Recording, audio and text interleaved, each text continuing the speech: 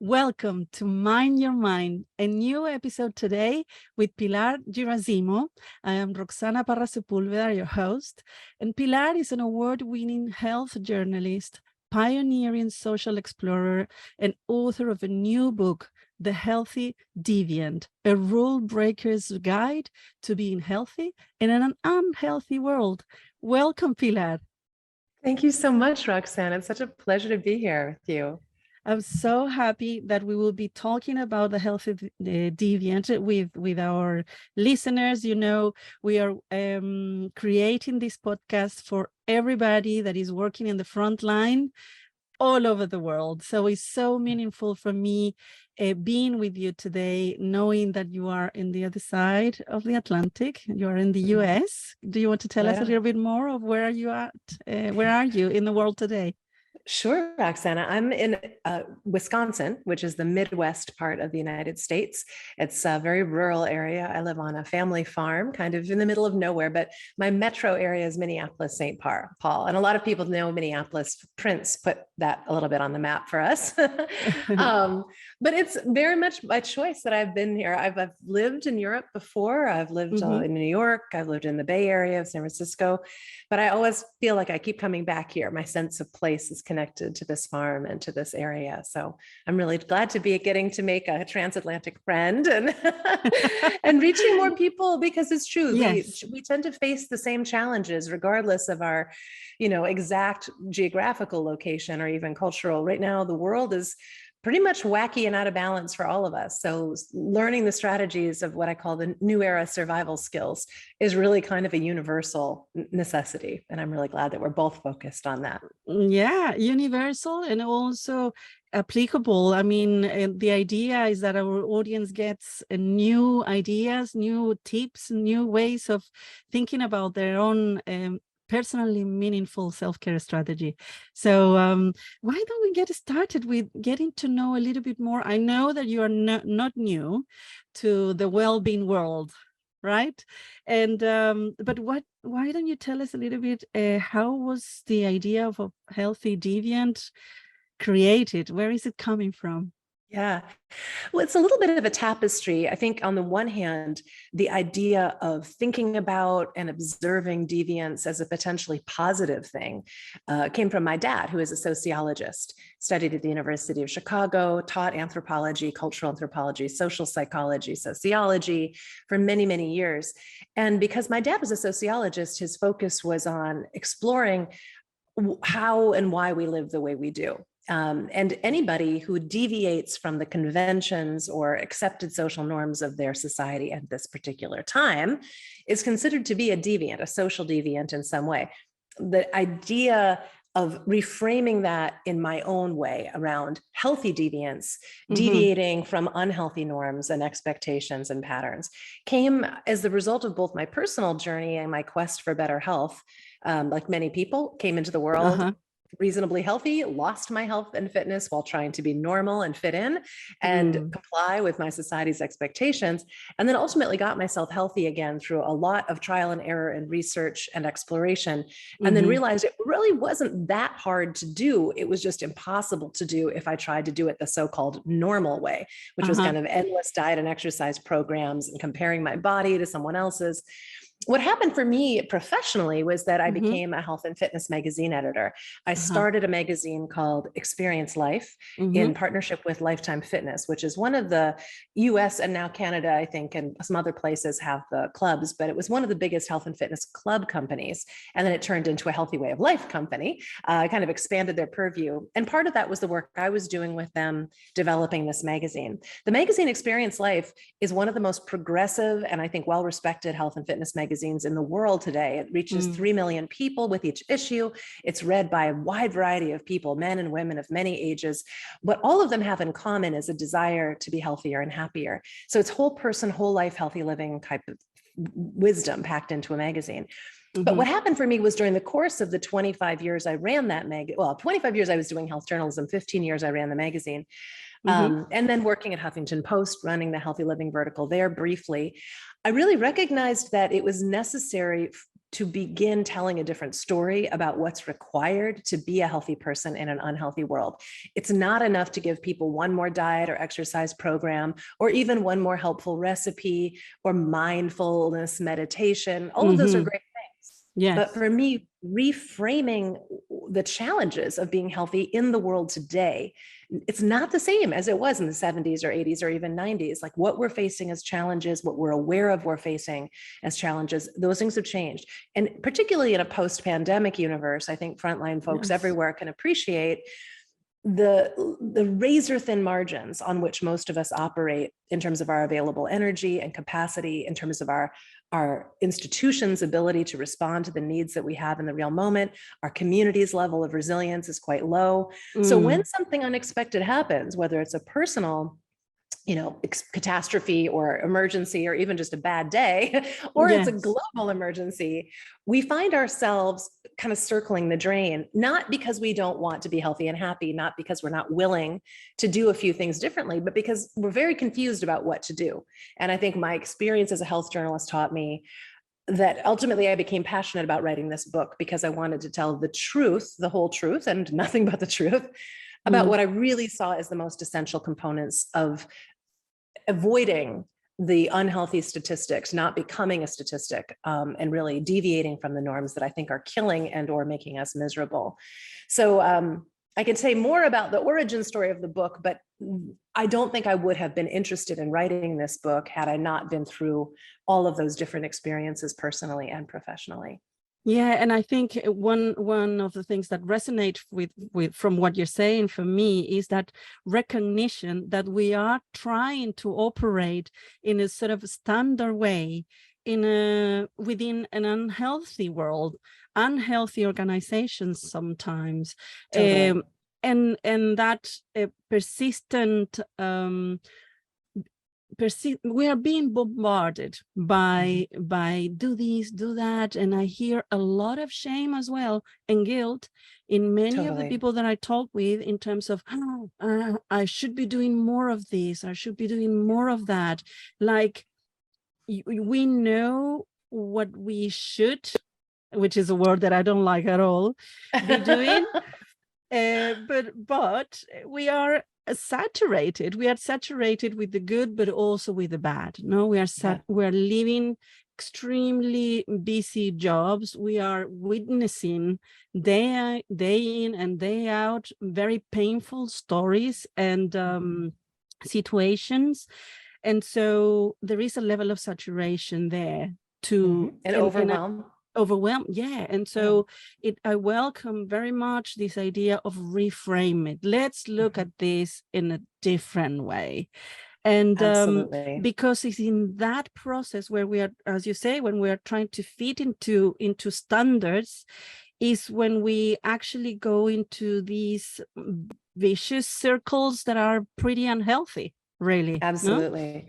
No? Well, the vicious cycle, I think, is something I when I was writing the book, I made a very careful point of illustrating a lot of the ideas that I think many of us can relate to, but we can't like hold the ideas in our head. We all know we're living in an unhealthy culture. The statistics obviously are shocking. 90% basically of us are not doing very well most of the time. That's kind of what it comes down to between physical, mental, and emotional and social problems. Like 97.3% of US adults are not practicing even basic healthy habits. And this is because we've all dropped into this vicious cycle, which I decided to illustrate in my book. So I have a vicious cycle of the unhealthy default reality. And that, really starts with just kind of automatic default choices going along with what is presented to you as normal or expected, and then experiencing predictable problems, whether it's overweight or it's a chronic illness or it's anxiety and depression or post-traumatic stress. You start experiencing the problems that are just the natural outflow of the automatic default choices that you're expected to make. And then our society presents you with solutions. So now we're kind of off to the races of this vicious cycle, because a lot of the solutions that are presented create new problems, whether they're side effects from prescription drugs or yo-yo diets or exhaustion and injury from trying to over-exercise, or just feeling of like it's not working as advertised. And I think anyone who's ever gone on a diet probably knows this experience where it's like, I am I'm motivated. I've got a plan. I went shopping. And then, And it's 24 not hours into working. it. But what happens is that we go through that try-fail cycle and then blame ourselves. We see Yeah. ourselves as weak-willed or undisciplined or stupid or lazy. And that crushing self-blame, shame, and inadequacy leads to a kind of depletion. It's called ego depletion in psychology, where the effort of trying and then the demoralization of failing actually reduces our ability to do the next thing we need to do. Rather than learning from that experience, we just become kind of exhausted and overwhelmed and burned out and feel sad about ourselves. And it leads to the cycle of ultimate like victimization and hopelessness that then leaves us even more vulnerable to the next set of automatic default choices, the next set of prescribed solutions. And so people who find themselves in this vicious cycle, often over the course of 5 or 10 or 15 years, really take significant steps down in their vitality, their resilience, even their autonomy. We start to lose our freedom and our ability to make our own decisions because we're stuck into this sick healthcare system or in an emergency situation. So a lot of my healthy deviant strategies are about switching the cycle you're on from a vicious cycle to a virtuous cycle. Virtuous cycle of healthy deviance is what I call it. And that's really a cycle where there are only 3 essential competencies. I call them non-conformist competencies. And here's the path out of the vicious cycle. First step, amplified awareness. And that's the reframing that you and I are talking about. That starts with like, hey, wait, this isn't a me problem.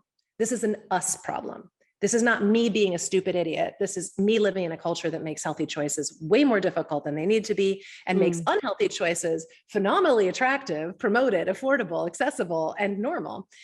So the virtuous cycle begins with awareness. And another part of awareness is like noticing what triggers your unhealthy tendencies. Like when you start to go down uncontrollable eating or drinking, when you stay up too late, when you watch too much, binge too much TV or video games, like what disempowers you, what invigorates you.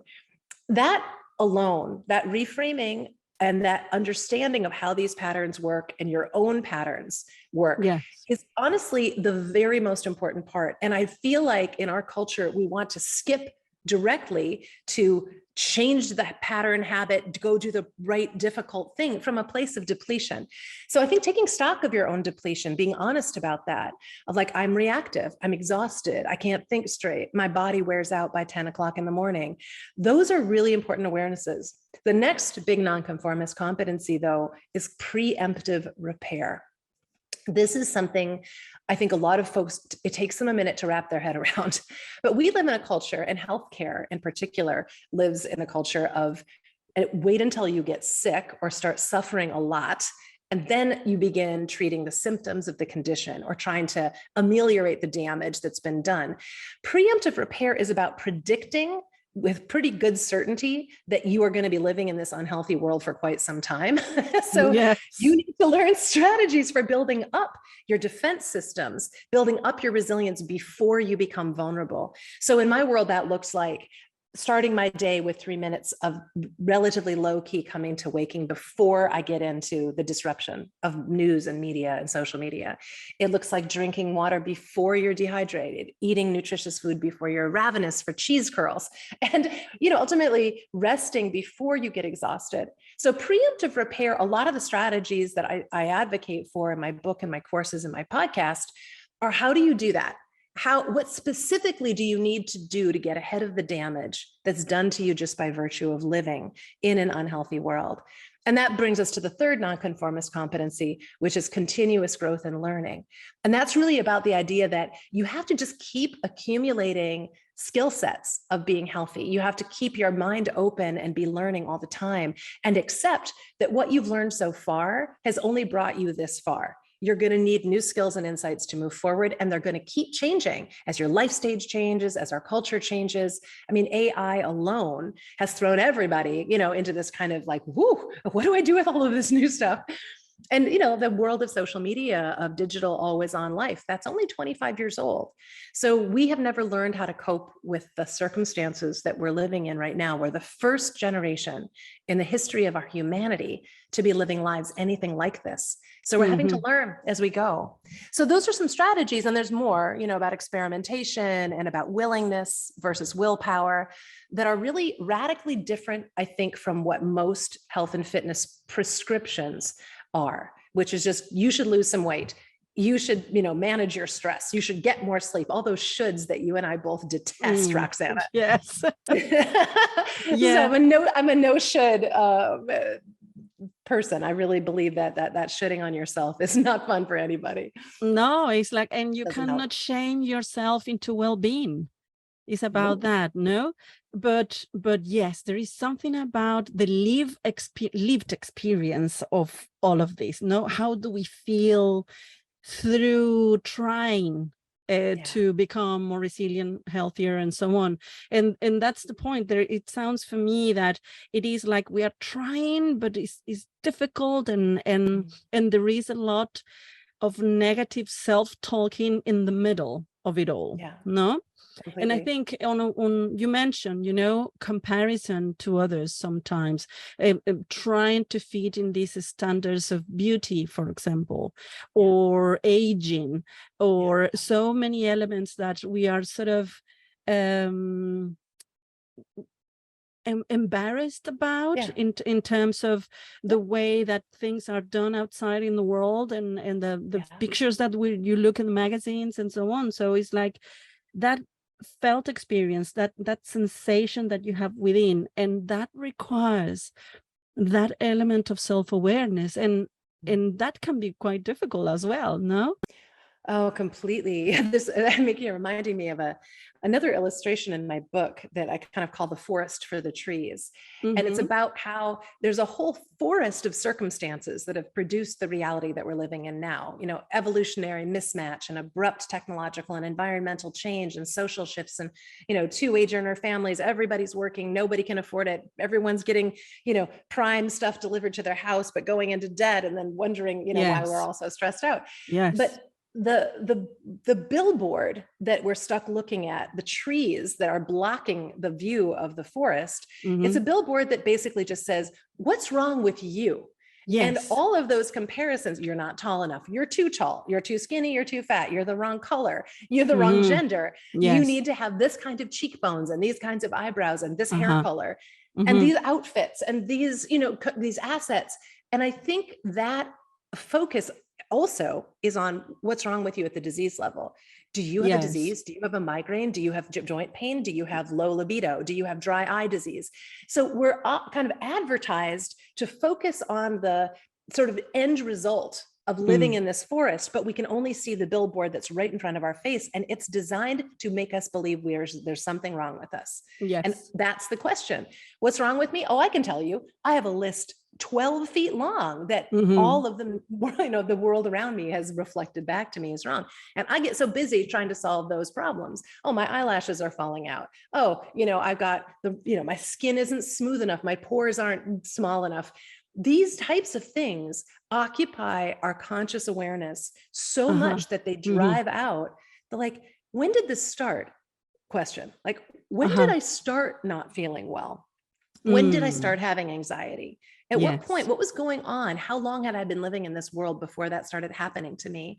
And this is another concept in my book called the Healthy Deviant Hero's Journey. Another thing I illustrated because for my own benefit, I wanted a picture of what had happened to me.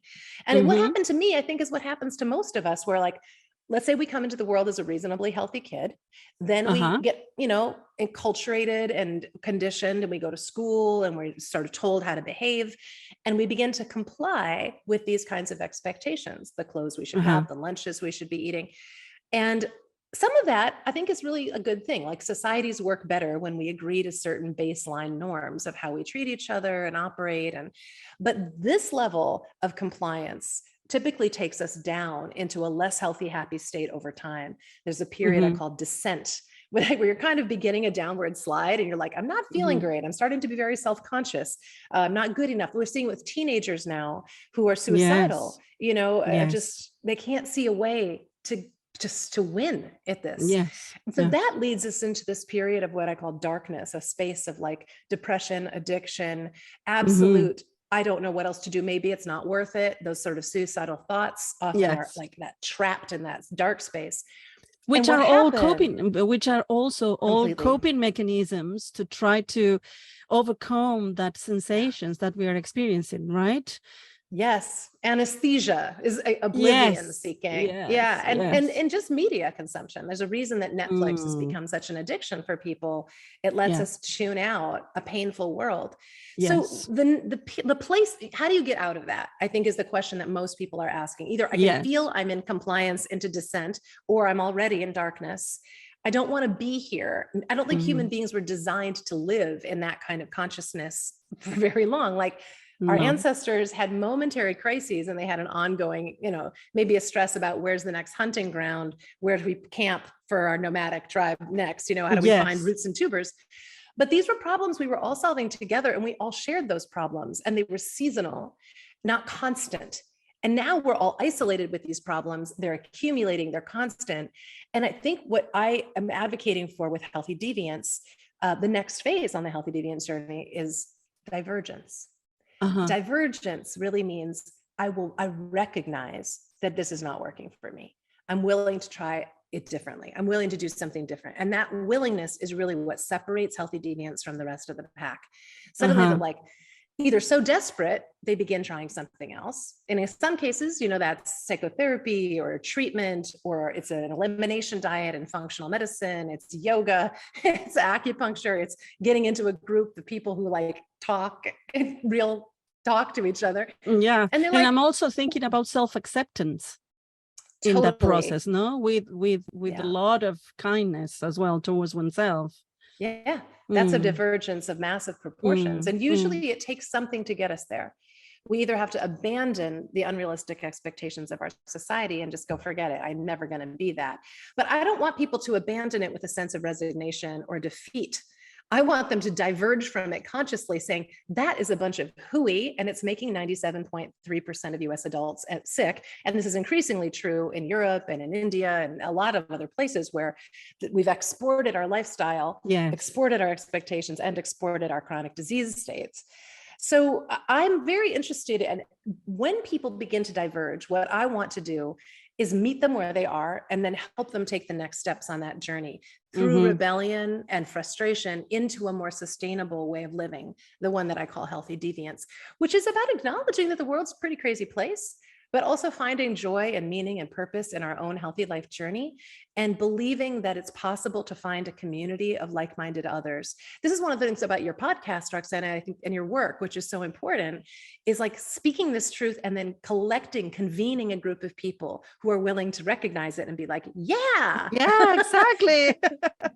we don't have to Yes, do it alone then, which is much easier. absolutely. We don't have to do it alone. We can collaborate. And from collaboration is where these fabulous conversations actually come up, no? Yeah, And so much but less we lonely. yeah, so much better than being doing it alone, but also because we are so much immersed in this world that also becomes quite isolating when we are in that place of darkness and going into this downward kind of a spiral. We are Yeah. really becoming more and more withdrawn, Yeah. disconnected from ourselves, from our loved ones. We are disconnected from the world and the beauty of life. I think it's easy Yeah. in that place to lose sight of the beauty of Totally. life and our personal lives, no? Yeah.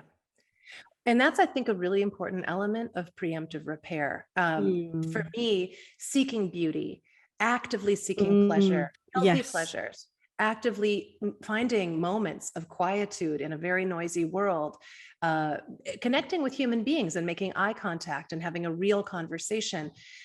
Sometimes going out in the middle of the night when I can't sleep and I just look up at the stars and Yes. remember I'm part of a bigger world. There's a moon. This planet has been here for billions of years. We are a living experiment. That's the title of my podcast, The Living Experiment. Yes. Yes. And Uh-huh. accepting that, I think that you mentioned shame early on. this feeling that we should somehow be other than we are, and that we Mm, should be able to cope better with these yes. unprecedented conditions. I Mm, just think it's an unkindness that we're doing to ourselves. And frankly, it's enriching a lot of corporations who are selling us things designed to somehow solve these problems, but it's not really solving the problem. And I think it's diminishing our ability to do the things we could do for ourselves because we're so exhausted from the try-fail cycle and that vicious cycle. We end up in learned hopelessness. And I will say yeah. too, I think that people who choose to do and are able to do frontline jobs to confront head on every day the effects, the negative, mostly effects of the society we're living in. People don't go into that line of work, I don't think, unless they have some special qualities to begin with. Sometimes those are Absolutely. sensitivity, a desire to make a difference, a kind of caringness, heroism. And to see those folks get crushed by the very system that they're trying to help other people make their way through is a travesty. I don't want to see that. I want to help folks who are doing any kind of worthwhile work, which is most people want to be doing worthwhile work, like Hmm.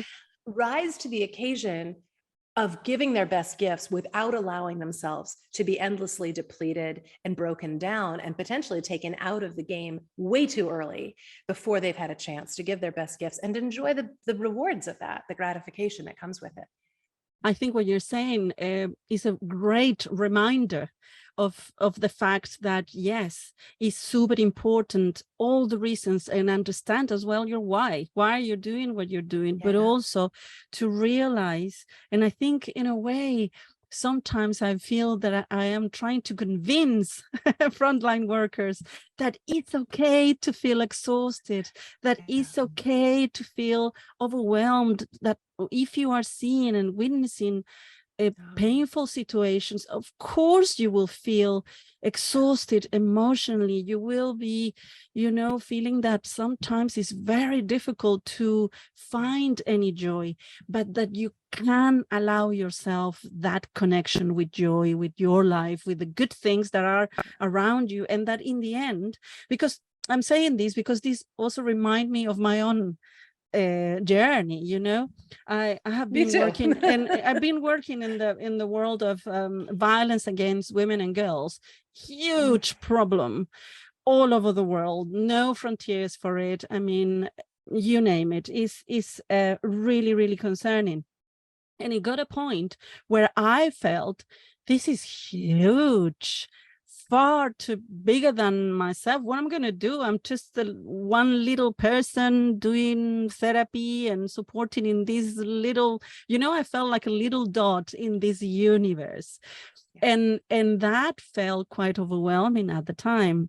And it's exactly that actually what led to many years of soul searching, but also of finding and recreating what was my role in all of this. And That's right. the image that came to mind at the time is that I was kind of part of a big nest of ants, and that we were all doing our little things. That's why I'm so big in collaboration, because the more and more I think about it, collaboration is something that we really need to be doing here, because no one will be able to do it alone. And I think that element of heroism that you're talking about, there is a lot of ego there as well. When we try and we, without us knowing and recognizing it, obviously, because I have felt as well that rescuer coming out of me, like almost as if I have a cape and everything. I mean, I have absolutely everything.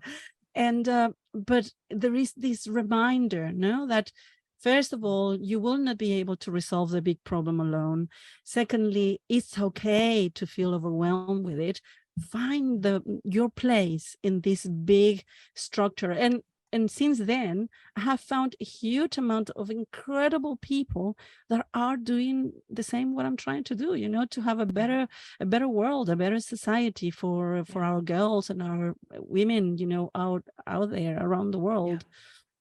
I feel like you just basically walked through the Healthy Deviant manifesto, Roxana. So I was That's trying to fabulous. like, we kind of melt it, like condense it down into like a few points, like what is healthy deviance? And the manifesto, the first point in the Healthy Deviant manifesto is subvert the unhealthy default reality. Like, see the fact that the society has gone insane and be willing to disrupt it and deviate from it in any ways that feel good to you. You don't have to save the whole thing. You don't have to fix it all, but be willing in your small ant-like way to kind of throw occasional wrenches into that machine and to deviate in the ways that work for you by pulling yourself out of the maw, the like crunching jaws of that system. I think of almost like tentacles reaching out to get you, and you're like, get out of the tentacles. But that subversion, then the second point, which made me think of you, was like, call out the crazy. The more of us who see the nuttiness of the way we're trying to do it and point it out, instead of just being like, oh, it must be me. Like, no. I remember I looked at this cover of a magazine, a health and fitness magazine, and one of the headlines on it was like 860 moves for a hot upper body. And I just laughed out loud. I'm like, 860 moves? Like, who can do that? But that's the kind of crazy crap that's at us all the time, all of the nutty expectations. It's 6-pack abs in 6 days or whatever, like pointing it out and laughing together. Just, like you said, acknowledging this is insane. Like, we all are living in a nutty world. The third part is what you were just talking about. Make it a party is the third point in the manifesto. And make it a party for me means like, let it be fun. Let us do it together, and let us have it be an experimental, lots of different flexible ways of going about being a healthier, happier person that doesn't judge everybody so much or set us up as, vegans versus paleo, or, CrossFitters against something else. Like, that's silly. And I think, finding your joy, creating space for a joy in what can feel like a joyless life is one of the most revolutionary acts. So one thing I suggest, because I know people like practical suggestions, the biggest game changer in my programs is often the very first practice that I give people, which is called the morning minutes practice. And I developed this practice for myself many years ago because I kept committing to very long morning rituals. Like, I'm going to get up, I'm going to meditate, I'm going to run, I'm going to do a smoothie, and it was like, I just unachievable. Unachievable. So what I do now is I wake up and I spend the first 3 minutes of the day not looking at my phone, not looking at turning on any media or looking at any newspapers, not even engaging in a conversation with another person if I can help it. And I just let myself come to waking gradually. You can stay in bed. If you've got kids and you're like, the minute my feet hit the floor, kids or an aging parent are going to need me. Just being in bed for 3 minutes while you let your mind come to waking and checking in with, who are you now before the crazy world comes at you, before you go out to greet the crazy world and all of its expectations. Those first 3 minutes, when you're coming through what's called your theta state, it's a brainwave state between sleeping and waking, are some of the most impressionable, creative moments. They're the moments where you can set your intentions and connect with your own subconscious. And then you can decide how you want to move into your day. But for many people, because they wake up and first thing, they wake up to their cell phone or some kind of device, those minutes are lost. And so there's literally no moment of the day where we're feeling into ourselves. We're just being crushed by the expectations of society and the demands of society. So I see that as a very deviant and revolutionary act, to just reclaim those 3 minutes. When you reclaim 3 and you see how good that feels, my guess is you're going to find ways to reclaim more. And most of the other rituals of Healthy Deviance are also about resetting those unhealthy patterns, reclaiming little bits of time, particularly rest periods during the day when we get depleted and imbalanced. We may or may not have time to talk about this time around, but next time you and I talk, we should talk about ultradian rhythms and how important that is for frontline workers to take breaks. Every 90 to 120 minutes, your body basically starts to flip out. And if you're feeling fatigued and exhausted and reactive, there's a reason for that. There's nothing wrong with you. It's built into your system to need to rest and recover at those intervals. And we tend to ignore that because our society encourages us to just keep going, right? Go, go, go. Keep going. And we see today, we are seeing our junior doctors within the NHS doing the biggest strike.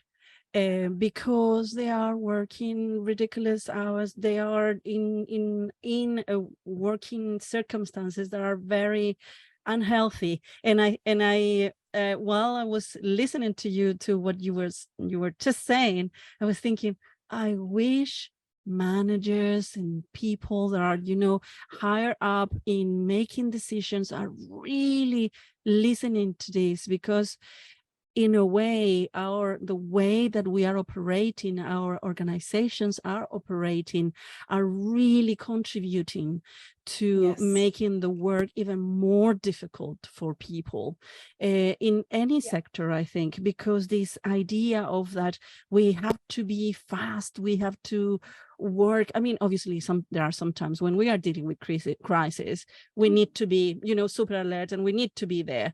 But in order to get there, and that's something else that I really, really like from what you're saying, that is resonating so much with me, is this idea of actually allowing the build of the resilience before we get to the crisis moment, way before.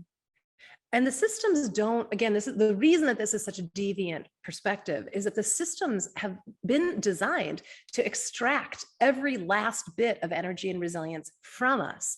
The systems is not designed to help us build ourselves back up. And, you mentioned managers and people higher up the chain.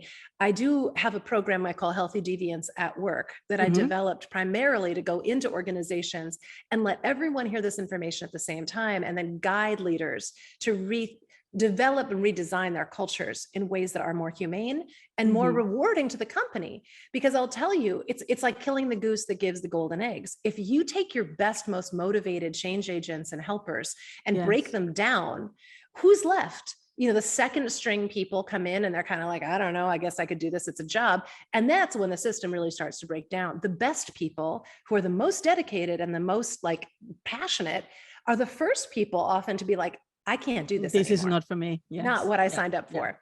And I think that's part of why our healthcare systems are breaking down. And not just healthcare, but actually, first responders, all those systems are struggling too.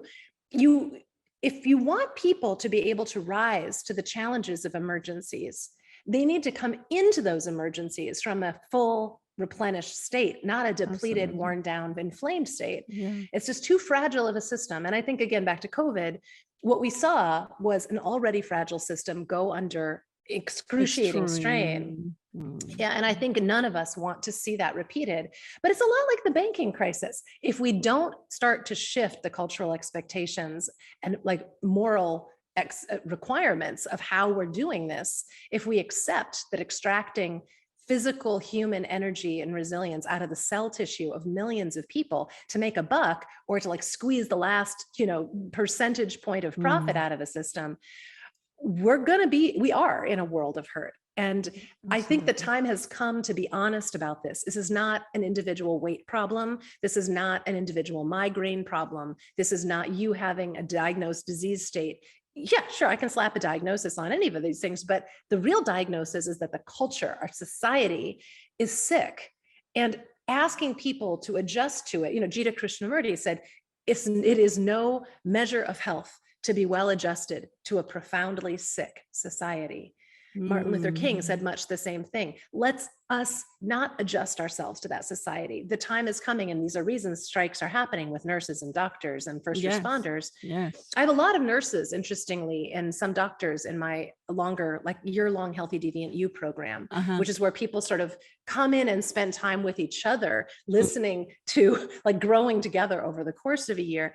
And it's incredible to me to see, particularly nurses in ER and urgent care situations, who just were kind of half dead when they arrived, reclaim their own mojo. I call it reclaiming mojo, your personal power, your belief in yourself, your sense of purpose and meaning. And that is also exciting to me. We are resilient. And even when we do break down to the point that we're I can't do this anymore, if we can, sometimes the emergency is what gives us the break. Unfortunately, that darkness, we're talking about psychotic breaks. We're talking about seriously life-threatening addictions or depressions. Burnout. Burnout. I want to help people deviate before they get there.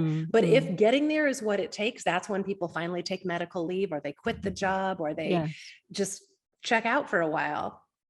Sometimes it takes that to come back. So I'll meet anywhere they are. I'd rather meet people before they go off that cliff, because it's not necessary to spend a lot of time in darkness to deviate. Deviating preemptively is better. Yeah.